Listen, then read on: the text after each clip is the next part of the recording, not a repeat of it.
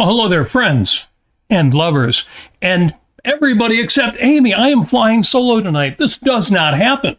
Well, doesn't happen often. So thank you for joining me. I see we've got a few folks already in the chat, and that's going to be important for you to keep me company on this sad and lonesome Robert kind of night on 5 Minutes with Robert and usually Amy Nasir and you. So thank you for joining us on this fine October 5th, 2025.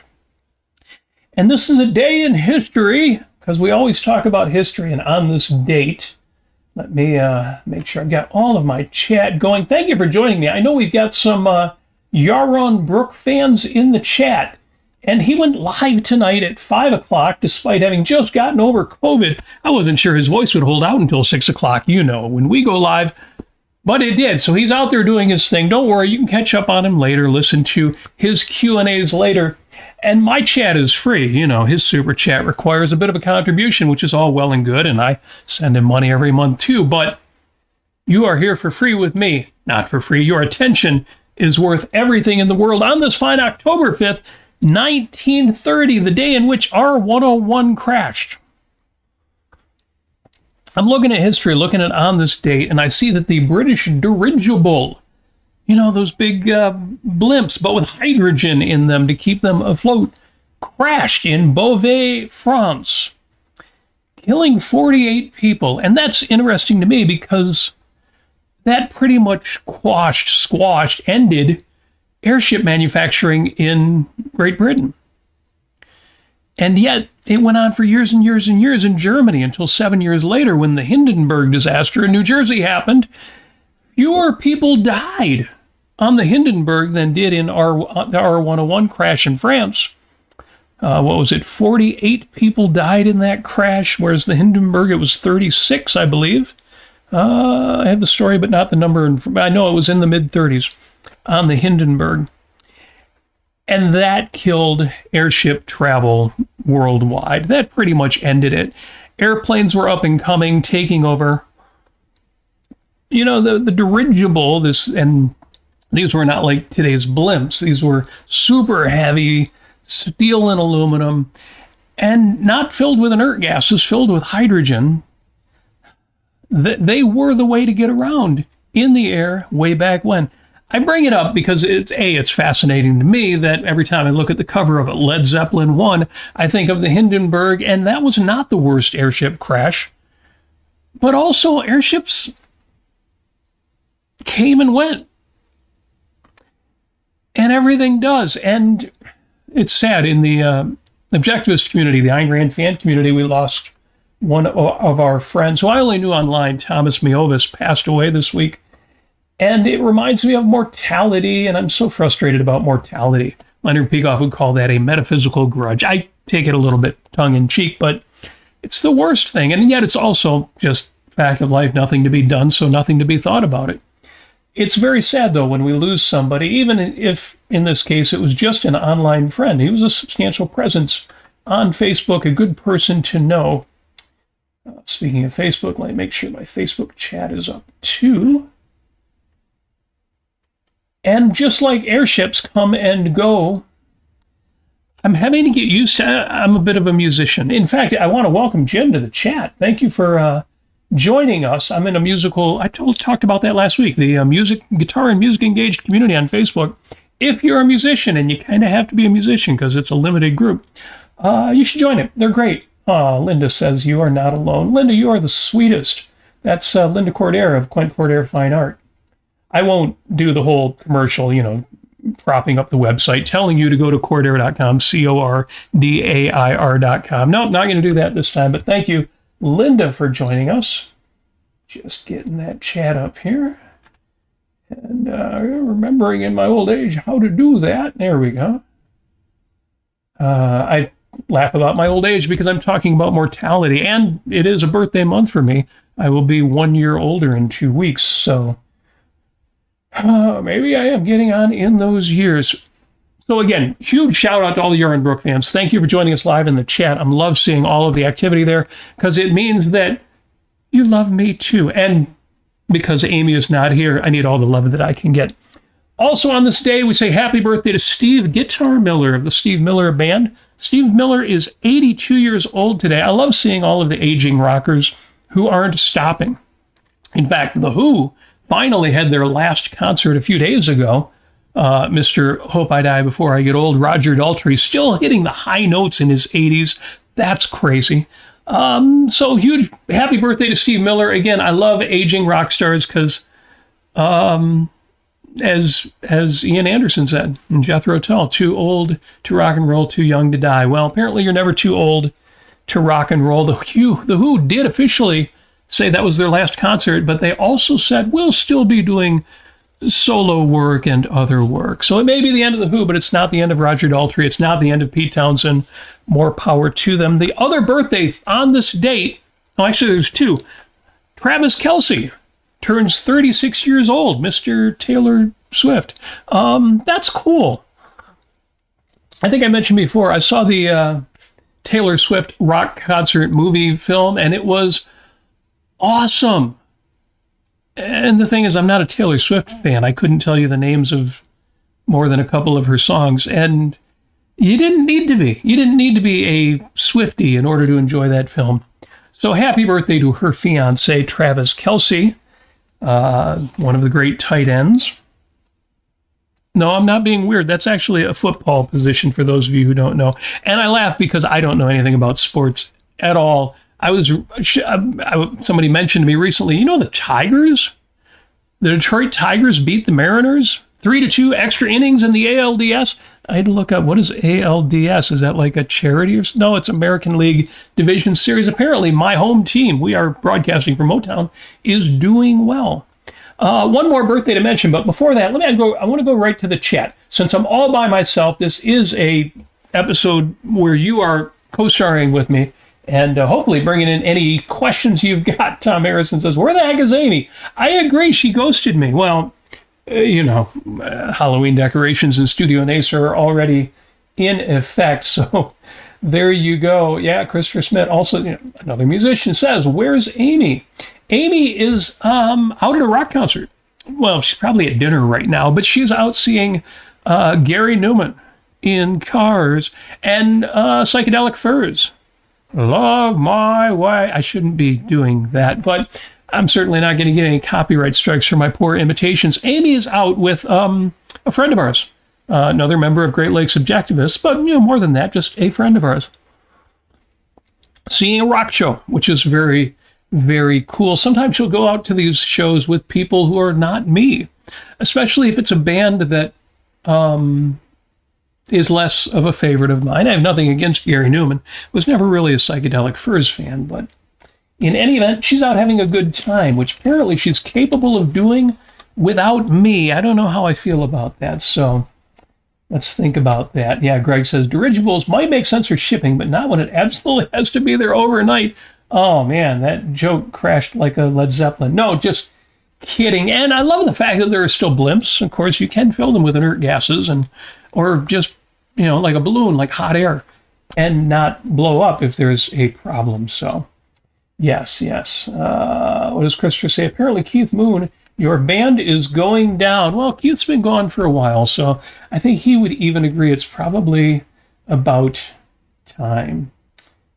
Tom says, never knew they were called dirigibles. Apparently, that's what you call a blimp if it's not a blimp, if it's metal encased and filled with hydrogen. Yeah, there we go. Jeff Bannister says, hello, right back at you. Jeff, I got to know, did you ever see the Cream bass line that I added to one of your online songs? I never got a comment from you about that.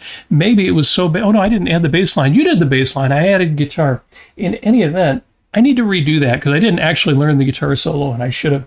Stephen Katz is in the chat and says, do you think someone alive today will live to 150? How about 120? I absolutely do. Yeah, I don't think there's any doubt about that. Now, it might be somebody who's only 10 years old right now. It might take 70, 80, 90 years before that kind of life extension happens. Because I don't think you're going to get the kind of life extension that defeats aging, that defeats mortality, that reverses telomeres, that makes that happen. But I do think that you will see substantial life extension in reasonable amounts. Yeah, absolutely.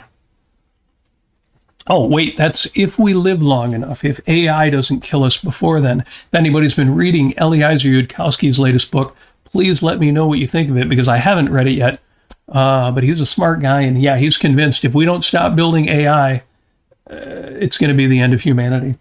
And there are good reasons to think that, and not the obvious reasons you might expect, that AI becomes malicious and wants us all gone. It might not be that. It might be, well, read the book and let me know what you think, because I haven't read it yet. Hello, Andrea. Andrea is in the chat on the Facebook side. I really appreciate that. I love seeing childhood friends come back, even just online. It's a beautiful thing. Thank you for checking in.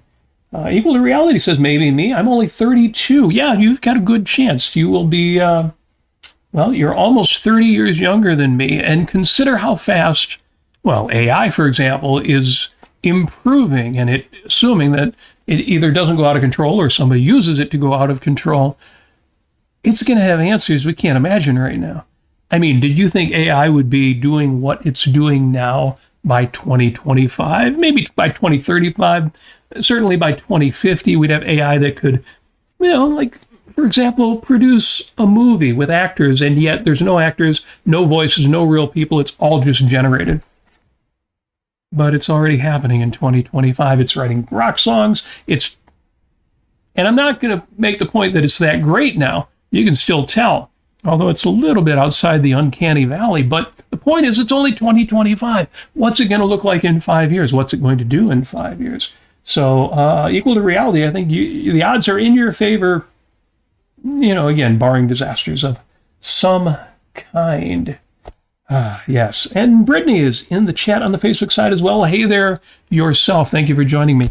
Do appreciate the company. Again, I know the competition is hot and heavy out there. Well, I don't know how hot it is. Well, I don't know how heavy it is, but I know the competition is out there and doing his thing.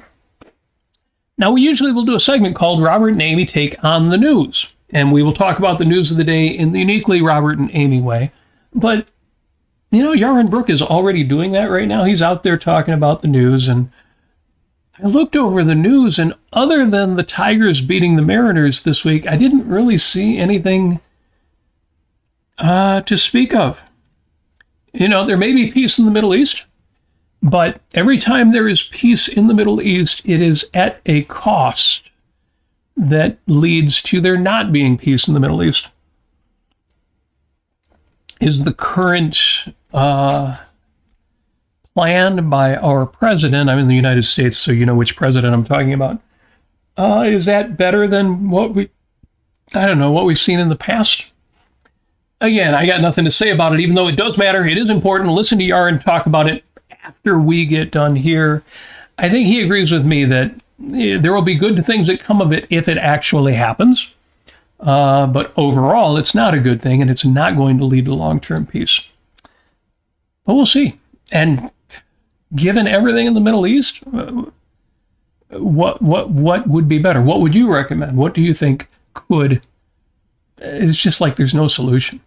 The only solutions are things that, if I even say them, people will say you're crazy. So there you go. That's it. That's all you get of the news is the Detroit Tigers beat the Seattle Mariners 3-2 in extra innings. And the Tigers have a chance this time around, this year, this season, to hit the ball and score the things. Again, I'm not a sports guy, but when I talk about my optimism for the world, sports are always part of it. Because people will tell me, I don't have any hope. The world sucks. People are terrible. And, that's when I realized they've been hanging out with the wrong people. Actually, they probably haven't. If this happens to any of you, you'll know what I'm talking about. It happens to me. I make the same mistakes. They're hanging out with the wrong people. And they're probably not even hanging out with the people, unless you count online on the internet. They're watching the news or they're reading the news. And it might not even be crazy left-wing news or crazy right-wing news. It might be regular mainstream news. Oh, mainstream means left. Yeah, whatever. Point is, you might be reading legitimate news and still think, yeah, things suck. People are terrible. Everything's going down the tubes. And then relate it to whatever your personal philosophy is, and that reinforces it. But what really matters are the things that aren't news. The people who didn't kill anybody, the politicians who didn't say outrageous things, the things that didn't happen. The average guy, like Probably you, who woke up in the morning and, oh, wait, it's Sunday. You probably didn't go to work. A lot of people work on Sunday. Woke up in the morning on Monday morning and got dressed, had a nice breakfast, kissed the wife or husband or pet goodbye, got in the car, drove to work, didn't get in an accident, worked for 8 hours, made things happen, kept the wheels of the world turning.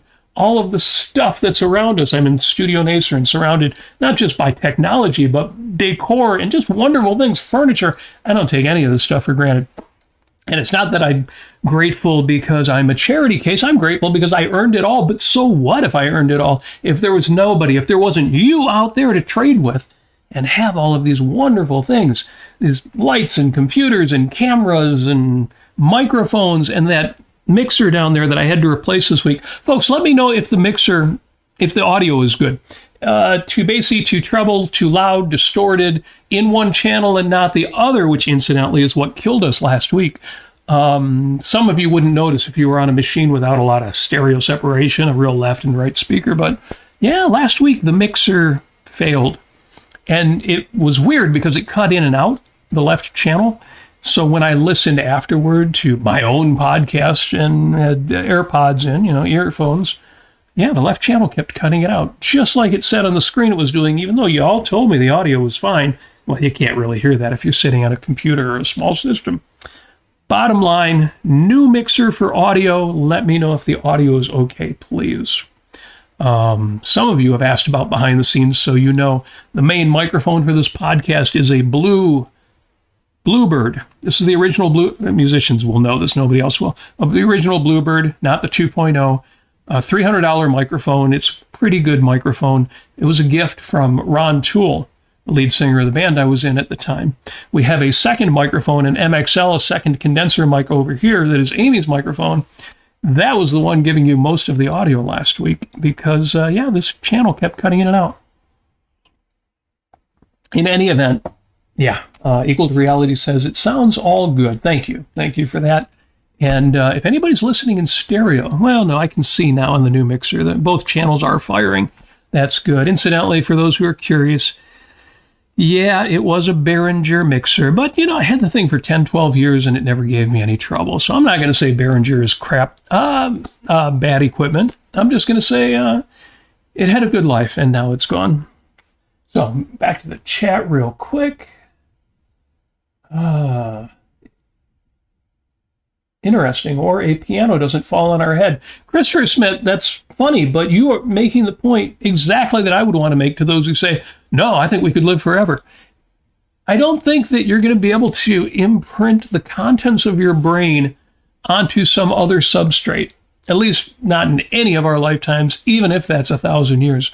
And that means that even if we can reverse aging or just stop it and live forever at any given age, yeah, you could still have a piano fall on your head. You could still die in 1,000 different ways, the things that take us out. And some of them aren't pianos falling on our head, they're heart attacks. And you're like, well, we stop aging, we don't have heart attacks. Sure you do. Young people have heart attacks. The things that cause heart attacks are many.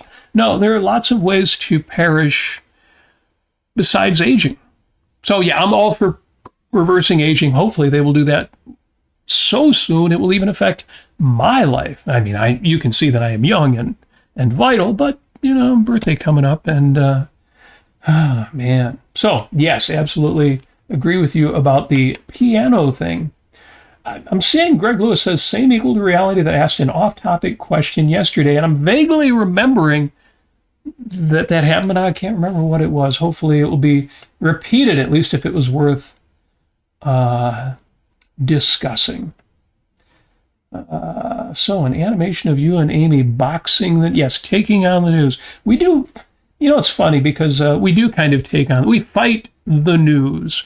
We absolutely fight the news because the news is biased. And no, I don't mean the reporters are biased, although they are. But no, what I mean is that there's a necessary negativity bias in the news because, again, it's not news if nothing unusual happens. Factory, standard level of output, put out as many cars or widgets or nuts and bolts or self-sealing stem bolts. Some of you will know what that is. As they usually do. They met their quota. They did all the things. And now trucks are going out on the highway, carrying all of that product out to its next destination. That's not news. And yet that is what matters. That is what sustains us. That's what keeps the world turning, the wheels of the world spinning. That's what keeps your grocery store stocked. That's what keeps your appliance stores full of all these great technologies. That's what keeps everything happening. It's what keeps the lights on down at the local art museum. If you've never been to the Detroit Institute of Arts, come to town. It's a beautiful museum. Amy was dancing out in front of there a couple weeks ago. Some of you know that. The things that aren't news are 99% of what happens out there, and 99% of the most important things that need to happen out there. So yes, we do take on the news. We box the news, and the news deserves it. Not for anything it's doing wrong, but just for what news is per se. Absolutely. Still talking to these people, and that's offensive in my opinion. Yes. In the Middle East, there's no good answers. Daniel Pipes once said there will be peace in the Middle East once Islam completely takes over. Well, maybe briefly. Do you think that a caliphate will be a peaceful region? And that's Paul. I know Paul. If it's the Paul I'm thinking of, welcome home. He knows better than that. Yes, absolutely. No, sure, Ian Gilmore says. It's funny you mentioned that, Ian, because I was recording a video clip for the aforementioned music group, and no, I was using a Shure SM 58A, Beta 58A. They switch it around when they talk about that mic versus your standard 58. So no, I'm a big fan of Shure microphones, but no, I don't have any Shure condensers.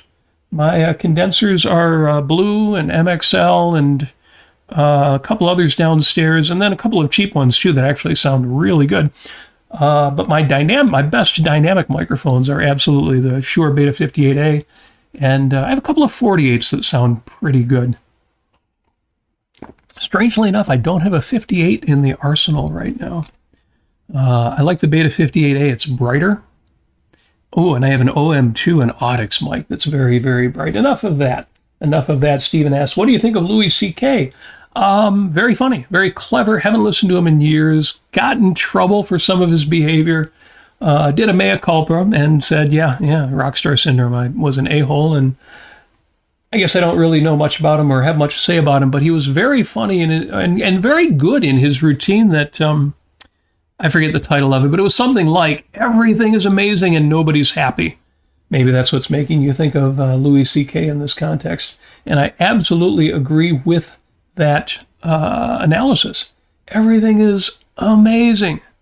I think in his routine, he's talking about being on an airplane, and they're flying, on an airplane across the country, and some guy next to him is like on his laptop, and they announce the Wi-Fi is down, and the guy is like disgusted, like, oh my God. And, Louis C.K.'s reaction is, we are flying in a steel tube up in the air, and you're going to let no Wi-Fi ruin your day. So, yeah. Again, don't know much about him. Question, Robert, who is your favorite comedian? Some of mine are Norm Macdonald, Ron White, Dennis Reagan. All funny, all good stuff. I don't follow comedians much. So I generally take in comedy and movies, funny films. And I wouldn't say like Liam Neeson is a comedian, but we did just watch the reboot of The Naked Gun, and that was fun. I like comedies. I like comedy films. Stand-up is good. I guess I don't have any favorites. Good question, but I don't really have an answer for it. I do like good comedy. The only thing that maybe ruined Naked Gun a little bit was scat. Bathroom humor just isn't funny, and it's like they have to put a certain amount of that in because there's a certain audience that won't regard a film as good without it. It's why Blazing Saddles is one of my absolute favorite films, but I can fast forward over the campfire scene every single time I watch it. Like, what? And sometimes the way that they do that is they make it so bad, and then they go on so long that you can't believe they're not stopping, and that's the funny part. But I guess I'm old enough. I've been through that routine so many times, it's not funny anymore. No, give me a good comedy, a movie, film, and that's where I'm happy. Did you ever watch much of Dennis Miller? Never watched any Dennis Miller. I'm sure I've seen him because I kind of know the style. Generally a little smarter, edgier, slightly cynical, but not as cynical as a George Carlin. So yeah, no, never watched much of that. And Tom says, I know pretty well nothing technical about music. I just know what is pleasing to my ears. Well, I would say that's half the battle, but no, that's 90% of the battle. The hardest thing is as you get older, I don't know how old you are, Tom, but as you get older, being open to new things. I've hit that age where now I hear the names of contemporary artists and I can't, for many of them, for some of them I can, but for many I can't name a song. So, who is Dua Lipa? And some of you out there are like, no, she did it. And other ones are like, yeah, I don't know either. So the point is know what you like and get lots of it. And then for 10%, for a little bit, be open to new stuff. Don't be a curmudgeon just because you found everything that you like. Do be open to new stuff. There are a few bands I've picked up over the years that just from reading music magazines or reading articles online who are now some of my favorites. And so definitely be open to that. Absolutely. Kevin Hart. Brittany mentions Kevin Hart on Facebook here. Kevin Hart it's funny because he's got a style that is kind of casual, kind of street. And you have to listen to it a while to realize how smart he is, but he's wicked smart. I did a whole episode about him and his interview on the Tim Ferriss show, the book that he wrote, which is well worth reading. And absolutely Kevin Hart. So, yeah. And Brittany likes the ghost pillow keeping Amy's spot. Mr. Bones was almost there. Jim will know who Mr. Bones is. And I just decided I was in a more frivolous mood, a more lighthearted mood. Bones is serious business. When we bring up Bones, he's not in the closet this year. He's down in the dungeon. And he will be coming up, and I'm sure you'll see him before the end of the year. If not here on 5 Minutes, then definitely on the Facebooks, on the social media networks. How much does the highest paid government official make? I read that immigration judges make less than $200,000 a year, says Stephen Katz. I wouldn't be surprised. And it's sad. No, not that they're underpaid. It's sad that they're underpaid and yet end up multimillionaires. The question is, where are they making their money if not in their salaries? Now I'm being a little cynical. No, I'm being a lot cynical. And I mean this primarily in regard to not our judges, but the federal government, our Congress critters, and obviously our crazy McApprentice, but even the people in Congress who make, a couple $100,000 a year, that would be good money for me in IT, but not the kind of money that makes you a multimillionaire unless you figured out a way to trade on a lot of things, to trade on inside knowledge, to trade on favors, to trade on, I'll leave that there. So, yes, I don't know how much the highest paid government officials make, but they're not usually that outrageous compared to the private sector, or at least the private sector, people at the very top levels of companies and corporations. NFTs before they tanked? Oh, did NFTs tank? They sort of came and went, except I'm not even sure they ever really came. I know that our president guy had an NFT, and you never heard about that after a bit, but you never heard about any of the NFTs after that. For folks who don't know, non-fungible tokens, this was a way of attaching cryptography to a file, to a digital, usually an image, a digital file of a picture, a representation of something, but it could be anything. It could be a novel, it could be a script. Take a digital file, attach a cryptographic token to it, a key, so that there can only ever be one, or 100,000, however many you decide to limit to, and now you've got an NFT, a non-fungible token. You're right. I have no idea where those went. And it was like a pet rock. It was like there was no reason for this to exist other than if you tape a banana to a wall, somebody will pay you for that. And if you attach a cryptographic token to a file, and tell people it's rare. Somebody will pay you for it. And I've always said some people have more money than sense and more money than time on their hands. So they will, a fool and his money are soon parted, as they say. Yes, where was I here? Oh, yeah, NFT. Yeah, old school NFTs. Well, I thought tokens were coins, one used in a subway. Paul, you're right. And I don't think that's actually true anymore, though. Do they still use tokens in the subway? I know in Britain we were using cards, right? So swipe cards that you would charge at a kiosk. I assume that's what everybody uses now. It's just like dirigibles. It's everything comes and goes, and that's okay, because as we've already mentioned, people do that too. And so since we are born one day and one day we will perish, does that mean we too were a mistake, or we too don't matter, or we too are something to be sad about? And the answer is no. Everything is finite, and everything should be finite. That's your indestructible robot problem. If you are immortal, what's your motivation? I guess if you were born human, you still experience pain and pleasure, even though pain does not reinforce the fact that you're taking a wrong course of action. And pleasure does not reinforce that you're taking a right course of action, because there is no wrong, there is no right.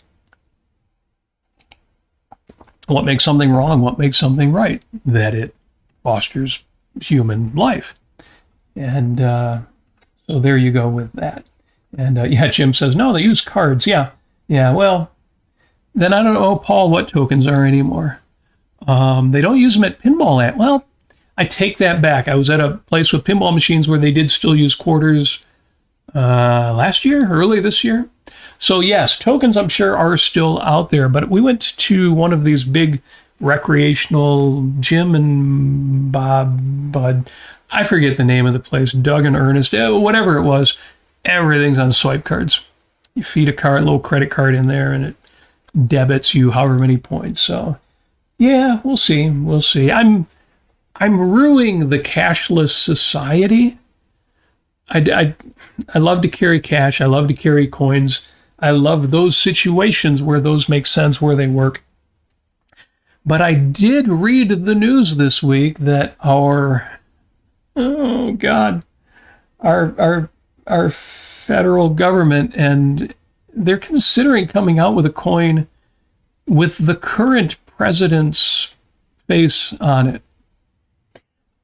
Has that ever been done, that the current president of the United States is featured on a coin or a bill? I think that is the worst possible. In any event, I'm against it. I'll just put it that way. And the bright side would be, it would be the one thing that might make me a fan of a cashless society. So there you go. There is a bright side to everything out there, I guess, sort of. And Gary Menard has just joined the chat and says, just tuned in, Token Ghost does not replace Mrs. Nasir. I agree. I've been trying to get a smooch from this guy, and it ain't happening. No, Mrs. Nasir needs to return. But she is out at a concert having a good time without what? Without me, of course. But no, it's all good. And Tom is someone who likes cash too. Good. Greg says, not in this country. I might have missed the thread there. Not in this country. Oh, that our current executive gets to be featured on a piece of money. No, and I hope that remains true. Thank you, Greg. If that has been true, hopefully it will always be true. Equal to reality says, time to throw up. I tried not to exaggerate my reaction, but it matches yours entirely. Cringe AF. Yes, thank you, Christopher. Yeah. Greg says, it was thought to be likened to a king on a coin, and America was not about kings. Well, Greg knows that Amy and I did attend one of the No Kings rallies, but the rate of change in the news cycle this year, since January 20th, has been so outrageous that I can't even remember what I was doing in protest of current events a week, much less 3 months ago. So there you go. 1,200 days. Forget the exact number of days until January 21st, 2029. But just saying that date, I find it so reassuring that that day will come, and it will. Equal to Reality says, I cannot remember the last time I used cash. Well, yeah, I get it. When we were in the UK, we used very little cash, but when we did, it was charming because, they don't have pound notes anymore. They have pound coins. I guess coins are better for pounding things, but, a pound note. The old Adam Ant song. What was he talked about? A pound? In any event, I like cash. I like credit too. I loved credit cards. I've told this story before. I loved credit cards so much that I once got so in debt, it was unbelievable. And I set records, absolutely. Oh, Brittany said Dave and Buster's. Yes, that was the name of the place. Thank you for that. Orange coin. Yeah, let's have an orange coin. No, not an orange man coin. Yes. Coins have a better life expectancy than paper currency. Well, that makes sense. Although they cost more to manufacture, so there's a trade-off. Although, yeah, there's so many security features in a modern paper dollar bill, maybe that's not necessarily the case either. Stephen Katz says, did you hear that Trump is allowed to end TPS for Venezuelans? Shouldn't we want to let Venezuelans in? It should be especially easy for citizens of communist countries. The short answer to your question, Stephen, is yes. The long answer is yes. No, seriously. The programs that we have in place to let people of oppressive countries into our country, into our free country, our supposedly free country, or formerly free country, are absolutely legitimate. They are constitutional, and they are respecting the rights of individual U.S. citizens. Unless you think that the United States isn't about individual rights and property rights. Unless you think the nation has primacy. I guess people who believe that would be called nationalists. So shouldn't we want? Yes, we should want.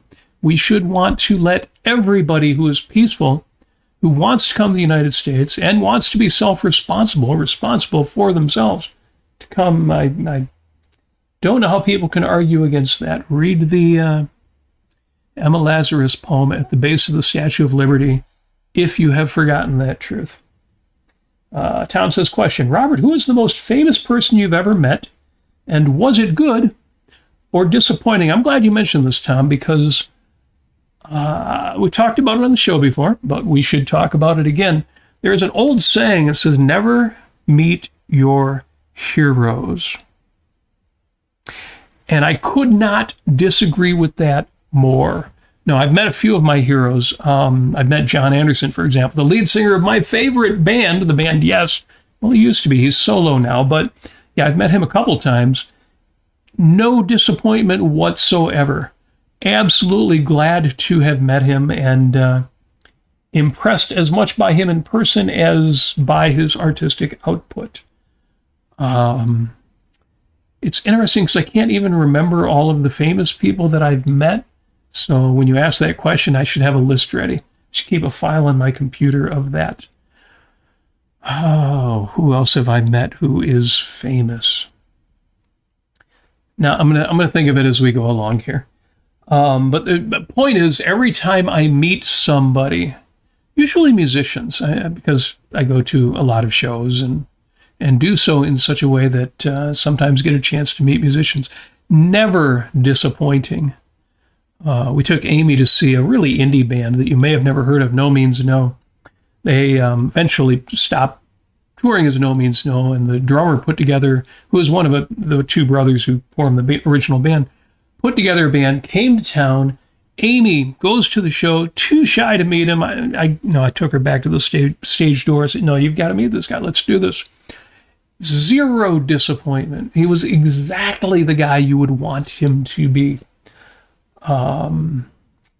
Equal to Reality says, I've met Jeremy Irons. Well, that would be cool.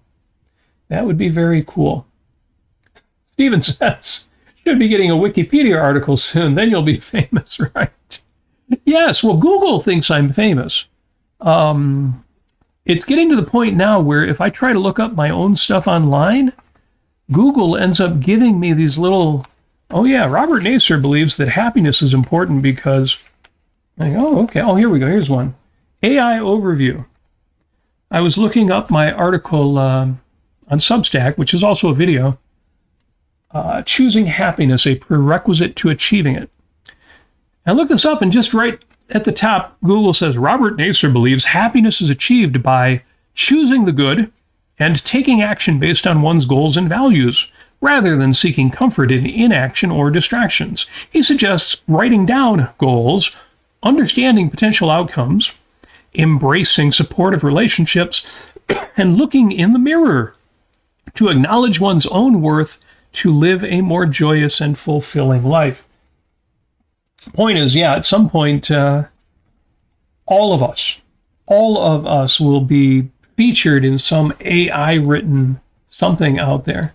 The flattery will be, well, it'll be great fun because, you'll take it with a grain of salt. Thank you for mentioning that, Stephen. Jim says, I met Charles Barkley. I took a constitutional law course taught by Joe Biden once a week, 3 hours length. He knew my name. He was a senator then, chairman of the Judiciary Committee. Well, who was more interesting to me, Joe Biden or Charles Barkley? Joe Biden used to have quite an ego, but then I'm guessing Charles Barkley did too. I don't know if either of them you found standoffish, or were they good to meet? Of course, politically, I'm sure there's a variety of opinions about Mr. Biden, but President Biden, excuse me. But all of that aside, very good. That essay, Choosing Happiness, a Prerequisite to Achieving It, is out there. You can read the text version of that. You can watch the video version of that in our old series, Life on Earth. And I kind of wanted to revisit it since we're at the end of, I'm caught up on the chat here. And Jim, I only know of the Charles Barkley, the basketball player. Is there another Charles Barkley? I know there's Gnarls Barkley, the musician who decided to have a stage name. Take off on that. Gary Menard says, I got to meet Captain Kirk, and he and William Shatner are one. Thank you for that, Gary, and thanks for the reminder. I have met William Shatner, although it was, briefly at a convention where you put out good money to talk to the guy for, a minute or two. But that was good. He was a good guy to meet. He seems like he's pretty much WYSIWYG. What you see is what you get. So yeah, that was kind of cool. I guess I don't count that because I paid to be at that convention. And, well, then again, I paid for a lot of the things where I've met people. So that's cool. So I want to review real quick. This will only take a minute, but the 4 prerequisites of happiness. And if you find this interesting, if you find this compelling, or if you just find it a reminder of things you already know but sometimes forget, which is why I'm revisiting it, then my job is done. The prerequisite of all the prerequisites of happiness is happiness must be possible.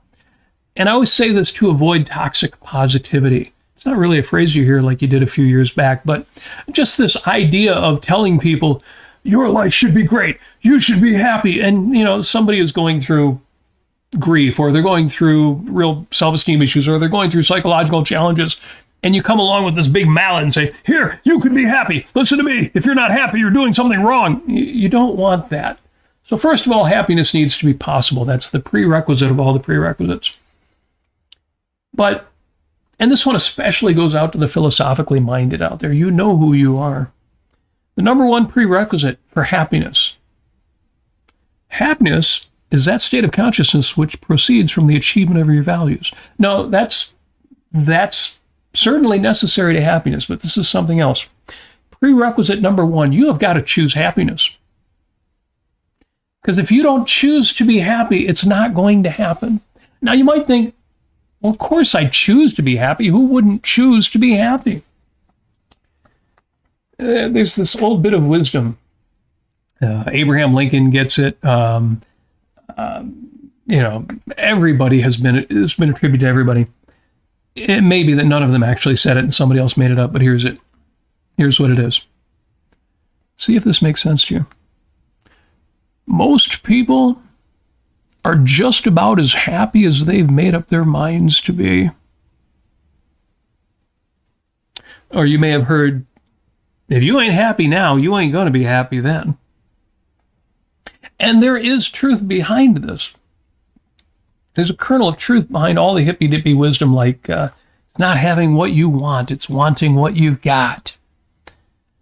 The reason why this otherwise very woo stuff resonates is because choosing happiness, making the choice to experience your values, some people never make that choice. And sometimes for philosophical reasons, like duty ethics, Platonism, Kantianism. Sometimes Christian guilt, or Jewish guilt. Or sometimes existentialist ennui, and believe me, I went through that as a teenager. Ennui, flat affect. Oof. Oh my gosh, Kindred Amy is checking in. Hello, darling. Hope you're having a lovely... I am having a lovely podcast because of all of these lovely people in the chat. And now there's one more lovely person in the chat. Thank you for checking in, and tell your partner in concert crime that Robert said hi. Thank you for that. So you think, what do you mean some people never make the choice to be happy? Well, again, guilt, duty, a lot of reasons. But one step in breaking out of that, like for me, the existentialist ennui, life has no meaning, there's no purpose. One step in breaking out of that is making a conscious choice. It's not just going to happen. You've got to choose. You got to be able to say, I might not be happy now. I might not be happy yet. But to the extent that I will have any say in the matter, I choose happiness. And that's simple. Okay, not a big deal. I'm not saying this is a huge thing. So, great. And we would be all done, except there's also number 2. Remember I said there would be 3. You got to want happiness. Now, if that sounds silly, if that sounds obvious or obtuse, you have got to want happiness more than you want to hang on to your grievances. You got to want happiness more than that. You have got to want happiness more than you want to hang on to your grievances, more than you want to hang on to your sense of injustice. You got to want happiness more than you want to hang on to your disappointment in people, or your belief that happiness would be a betrayal of justice. There's bad things going out there, and people who are happy, they're not taking it seriously. When I see happy people, I see people who don't take evil seriously. And you have got to see the error in that and get over it. I don't mean just get over it, like don't think about it. You've got to see the error in that. If you bristle at the sight of happy people, if you assume that those kind of people are not taking the evils of the world seriously, they're not looking at the politicians and those woke warriors and those demagogues, those destroyers. If you think that happiness means not taking evil seriously, you're going to have to check. You're going to have to question. You are going to have to reject that premise. It makes no sense. It is irrational and unjust to let evil set the stage, to let evil win, to let evil matter, to let evil rob you, the good person that you are, of a joyous life. That's why I say you have got to want happiness. You've got to want happiness more than you want to hang on to that pain you have so desperately and so heroically steeled yourself against. You've got to want happiness more than you want to hang on to the pain you have steeled yourself against. That toughness, that thick skin that you had to develop. And that is a source of pride and strength and security. And you're going to have to let it go. Let the pain go. Transform the soldier, you, the tough guy, the protector, into a partner and an ally in your commitment from now on to pleasure and passion and joy. You've got to want happiness more than you want to hang on to your small comforts, your defense mechanisms, habits, and the default behaviors that compensate for life's disappointments and failures and accidents. You got to want happiness more than you want to hang on to those small things, more than you want Cheetos and television or the internet or video games or pornography or junk food or oversleeping or staring at your smartphone screen for hours while you doom scroll and feel like you're in touch with reality as if that's reality. No, you don't have to give up everything. Just the purposeless, the meaningless, the time wasters. You got to want happiness enough to be focused and mindful, to act with conscious, defined intention, even in recreation. And there's nothing wrong with recreation. There's nothing wrong with the internet. That's where we're doing what we're doing now. But you got to want happiness enough that in any given moment, you know what you're doing and why you're doing it. And that's it. Number 2, you got to want happiness. And number 3, I'll do this real quick because I want to get back to the chat. Number 3, you've got to be open to reasons to be happy. Right now, at this moment, right now, it's whatever time it is, Sunday night, there are 15,079,200,016 reasons why you should already be experiencing a substantial amount of happy. What's the breakdown on that? 15 billion paintings have been painted.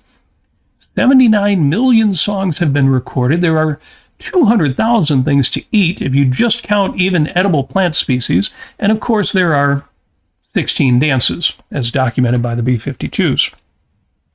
You've got to be open to the many, many endless reasons out there and in here in your life to be happy.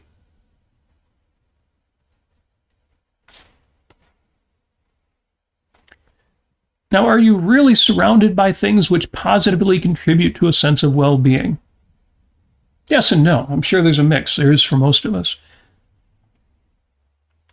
But if you're thinking, no, there's nothing around me that positively contributes to a sense of well-being. Do you have access to electricity, to clean, safe water? You know, again, just for now, set aside the yeah buts. But the Greens want to take away my electricity and my water's bill's been too high lately and I'm getting robbed by corporations. Do you have access to electricity and to clean water? Do you have a roof over your head? Are you able to get around, to go where you need to go? Here's a question for you. Are you free? No, I don't mean tax-free and regulation-free and government-free and busybody-free. I mean free enough that you get to decide when you wake up each morning what you'll do with each day. What kind of work you're going to do, what kind of career you're going to pursue, what foods you're going to enjoy, what coffee you're going to drink. One of the most important questions, one of the most important freedoms we've got. Who you will socialize with, what books you're going to read, what shows you're going to watch, what dances you're going to dance, what kind of romance will you pursue or build or maintain and celebrate. I love the 3 good things exercise. At the end of the day, write down 3 good things that happened that day. I can't think of 3 good things that happened that day. Think about it. And they don't have to be big. They can be a meal you enjoyed, a walk that you took, a TV show that you enjoyed, something you saw on the internet that amused you or inspired you, or just something you got done that you needed to do, and damn it, you did it. 3 good things at the end of the day. I'm sure you could write down 30 good things at the end of every day if you really worked on it. And you do that, and 3 a day over the course of a year, you've got over 1,000 good things that happen. Yeah, there's going to be repeats, but that's one of the beautiful things about life, is that good things happen more than once. 3 good things, one of the simplest and most powerful exercises in the world. All right, that's it. I'm going to end that right there. If those 3 tips for you, and there's a bonus 4th tip, you've got to know that you deserve happiness. I could prove that to you if I took another 5 minutes. But that essay's out there, that video's out there. Find it if you find that at all inspiring. I have to reread it every now and then. I have to remind myself of the things I already know. But I want to get back to the chat. Because Jim McCullough says, happiness is a worn gum mama. That is a song I need to cover. It's tricky because it has sections, and it's so good that you kind of don't want to cover it. You don't want to sound like some guy doing that song. Only John Lennon should ever do that song. But yes, one of the great Beatles songs. She's not a girl who misses much. Love it, love, love, love it. Yes. Number 1, choose to be happy. Stephen is writing it down here. Number 2, want happiness. Yes. 3, be open to reasons to be happy. Again, if you find the essay, I actually linked to it in the show notes. YouTube description, Facebook description, it's in there. You will know that the secret 4th one that I threw in the end is, now I just forgot how I put it before. But you've got to know that you deserve to be happy, and you do. There we go. You have got to know that you deserve happiness. How are you supposed to be motivated to achieve your values and therefore your happiness if you don't think you really deserve it? I will make the case that out of the 8 billion, when I wrote this, there were 7.8 billion. Now there's 8 billion people on the planet. There is not a single person in the world out of those 8 billion people who deserves the quest for happiness more than you do. Not a one of them. You are the center of this universe. Now, I said the quest for happiness. Some people deserve happiness more than others. They've done greater things. They've done wonderful things. I'd even put you on that list, although I'm not sure if you're the number 1 out of 8 billion. But you deserve as much as anybody else the quest for happiness. You have the right to seek your happiness. And I recommend you do it. I can give you a list of 100 reasons you deserve it, but read the essay or listen to the video. Yeah, Bobby Kreiner, great song. I just can't stand to be unhappy. I'll have to look that one up. Don't know that. Paul mentions the film Defiance, which I also haven't seen. I'll be making some notes here. Robert, you need to make that last 60 seconds a soundbite. Thank you, Gary. I will look at that timestamp 6:51 and see what I said there, and I will absolutely make that into a soundbite. Thank you. Is Robert's hat called a fedora? No, this is a, what do they call the Panama hat? I think this is actually a Panama Jack branded. Oh no, this is a Yumi. Yes, I guess it is a fedora, not a fedora. Oh, a fedora. Although the A at the end sounds feminine. Maybe it should be fedora. But yes, it is a fedora. Or a Panama hat, yes. Has a piano fallen on your head? I don't know. Maybe. Not a real piano. I have 2 pianos in the house, and neither one of them has fallen on my head. I think the lid from one of them when I was tuning might have fallen on my head. And it's entirely possible one of my electric pianos has fallen on my head. Thanks for asking. If you mean that in the sense that has anything killed me yet? I don't know. This could all be a simulation, so I'm not sure what the objective answer to that could be. Yes, and Stephen says, Panama hats are made in Ecuador. That's just so wrong.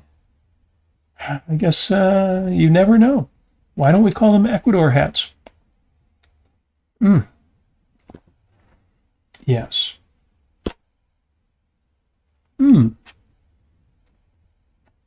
All right. Always appreciate what you have and what you've earned. There is so much to be happy for in life. Oh, DWN Logic says, well, you would know. You would know. This is a hardworking man, keeps the power plants of the world running. I talked about how every job keeps the wheels of the world turning, but some jobs do that more obviously than others. And so, yes, thank you for your comment there.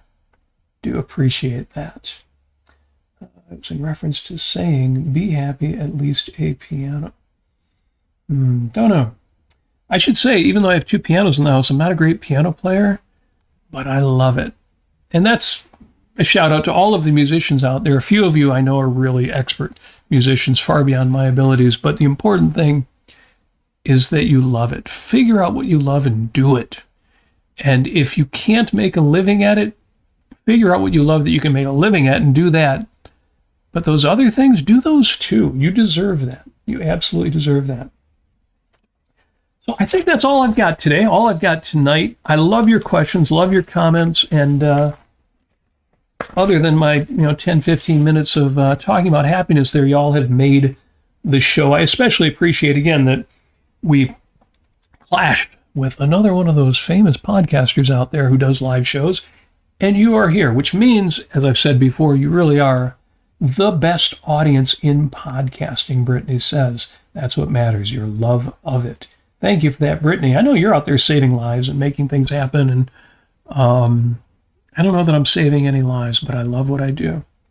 I do love what I do. Jim says, my wife has a Guatemala bag bought in Cancun. It's 30 years old now. It makes her happy. Love that. Love, love, love that. Did you see my post about the power of a conservator to control his charges' sex life? What do you think of that? The short answer, Stephen, is I don't think of that. There's not much to say once a conservator is involved until I know the specifics of the case. What would it mean for somebody who is responsible for your well-being to control your sex life or any other value in your life? Well, why do you have a conservator? Just how unable are you to make the choices in your own life?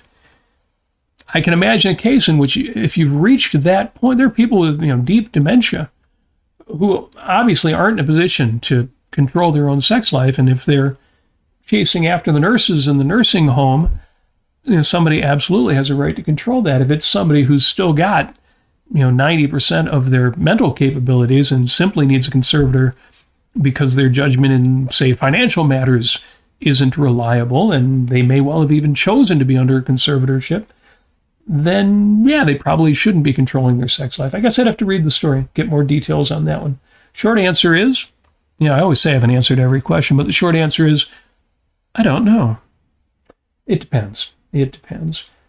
Tom says, great show, even without your better half. Thank you. I appreciate that. She is my better half, and without her, WOMAN. If you take the man from woman, you get woe.